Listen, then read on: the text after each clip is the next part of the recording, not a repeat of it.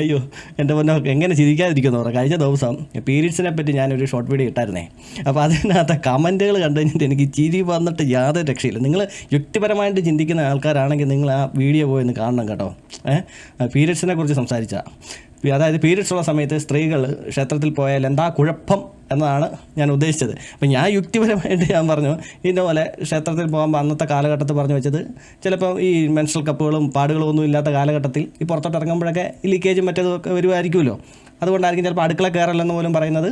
ബ്ലഡൊക്കെ അവിടെ ഇവിടെയും പറ്റാനായിട്ടൊക്കെ സാധ്യതയുണ്ടല്ലോ. അപ്പോൾ അതുകൊണ്ടായിരിക്കാം അങ്ങനെ പറയുന്നതെന്നാണ് ഞാൻ യുക്തിപരമായിട്ടൊന്ന് പറഞ്ഞേ. അതിനകത്ത് ഞാനൊരു ചെറിയൊരു കട്ടിങ്സ് എടുത്ത് വെച്ചായിരുന്നു. മറ്റൊന്നുമല്ല, വേറൊരു പാർട്ടി പറയുന്നത്, പുള്ളി പറയുന്നത് ദേവതാസ്ഥാനത്തിൻ്റെ മുകളിലായതുകൊണ്ടാണ് അങ്ങനെയാണെന്നൊക്കെ പറയുന്നത്. അപ്പം ഞാൻ ഈ ഭക്തന്മാർക്ക് അതാ താല്പര്യം കേട്ടോ. ഭക്തന്മാർക്ക് ദേവതാസ്ഥാനത്തിൻ്റെ മുകളിലാണ്, അതായത് സ്ത്രീകളെ ദേവിയെ പോലെയാണ് ആ സമയത്ത് കാണുന്നതെന്നൊക്കെ പറയുന്നപ്പോഴത്തേക്ക് അവർക്കൊരു കുളിരും അതും ഇതും വരും. അല്ലാതെ യുക്തിപരമായിട്ട് ചിന്തിച്ച് അതിനകത്ത് എന്ത് മാങ്ങായിരിക്കുന്നത് ഞാൻ ആലോചിച്ചിട്ടേ. അതാണ് ശരിയെന്ന് വിചാരിക്കുന്ന ആൾക്കാരുടെ മക്കളുടെ ഗതി ഞാൻ ആലോചിക്കുമായിരുന്നേ. അതായത് നല്ല ബുദ്ധിപരമായിട്ടും നല്ല യുക്തിപരമായിട്ടൊക്കെ ചിന്തിക്കുന്ന മക്കളാവണമെന്നുണ്ടെങ്കിൽ അവർ വന്ന് ഇവരോട് ഒരു സുപ്രഭാതി ഒന്ന് ചോദിക്കും, അച്ഛാ അമ്മ എന്താണ് പണ്ടൊക്കെ അടുക്കളയിൽ കയറാൻ പാടില്ല. ഇപ്പോഴും അങ്ങനെ ചെയ്യുന്ന ആൾക്കാരുണ്ട് കേട്ടോ, കുറച്ച് ശതമാനം. അടുക്കളയിൽ കയറല്ലെന്നൊക്കെ പറയുന്നത് എന്തുകൊണ്ടാണെന്ന് ചോദിക്കുമ്പം, അല്ലെങ്കിൽ അമ്മ എന്തുകൊണ്ടാണ് ക്ഷേത്രത്തിൽ ക്ഷേത്രത്തിൽ കയറിയാൽ ദൈവം കോപിക്കും എന്നൊക്കെ പറയുന്ന കാരണം എന്താണെന്നൊക്കെ ഈ മക്കൾ വന്ന് ചോദിക്കും. അപ്പോൾ ഈ ഭക്തന്മാരായിട്ടുള്ള അന്ധവിശ്വാസികളായിട്ടുള്ള തന്തയെന്നുള്ള എന്ത് പറയും, അതേ ദേവതാസ്ഥാനത്തിൻ്റെ മുകളിലായതുകൊണ്ടാണ് മക്കളെ എന്ന് പറയും. നല്ല യുക്തിപരമായിട്ട് ചിന്തിക്കുന്ന മക്കളാണ് ചോദിക്കും, ദേവതാസ്ഥാനത്തിൻ്റെ മുകളിലോ?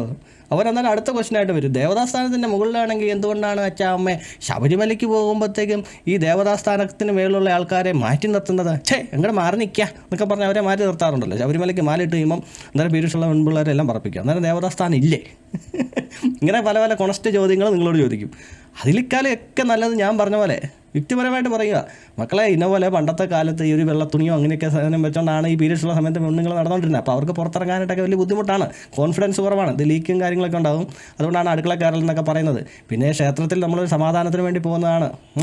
അപ്പോൾ നമ്മൾക്ക് ഈ തീരെ ശാരീരികമായിട്ട് ഇതുപോലെ അസ്വസ്ഥതയുള്ള സമയത്ത് നമുക്ക് അമ്പലത്തിൽ പോകാനും മനസ്സിനെ ഏകാഗ്രമാക്കിക്കൊണ്ട് പ്രാർത്ഥിക്കാനായിട്ടും ഒന്നും സാധിക്കത്തില്ല എന്ന് പറഞ്ഞു കഴിഞ്ഞാൽ അതോടെ തീരും, പ്രശ്നം അവിടെ തീരും. അല്ലാതെ കണ്ട് ദേവതാസ്ഥാനത്തിൻ്റെ മെല്ലണി സ്ത്രീകളെ നമ്മൾ അന്നേരം വലിയ ടീമായിട്ടാണ് കാണുന്നത്. അന്നേരം അടുത്ത ക്വസ്റ്റ്യൻ ആയിട്ട് ഇങ്ങോട്ട് വരും, കോവിഡിൻ്റെ സമയത്ത് ഇവരെ ആരെയും കണ്ടില്ലെന്നുള്ളതാണ്. പാസ്റ്റർമാരെയോ അല്ലെങ്കിൽ മല്ലാക്കന്മാരെയോ തിരുമേനിമാരെയോ ജ്യോത്സ്യന്മാരെയോ എന്തിനാ ദൈവത്തെ പോലും കണ്ടില്ല കോവിഡിൻ്റെ സമയത്ത്. ആർക്കും എങ്ങോട്ടും പോകണ്ടായിരുന്നു, ഒന്നും വേണ്ടായിരുന്നു. കോവിഡെല്ലാം കഴിഞ്ഞ് കഴിഞ്ഞപ്പോഴത്തേക്കും ദൈവങ്ങളൊക്കെ പതുക്കെ അവിടെ നിന്ന് വിടുന്നെല്ലാം ചാടി, ഇങ്ങോട്ട് വരുവാ, ഒരു അനുഗ്രഹം തരാം, വരൂ, ഒരു വഴിപാട് കഴിക്കൂ, നമുക്ക് നക്ഷത്രഫലം നോക്കണ്ടേ, വാടാ കൊച്ചേ, ഇങ്ങോട്ട് വരിക.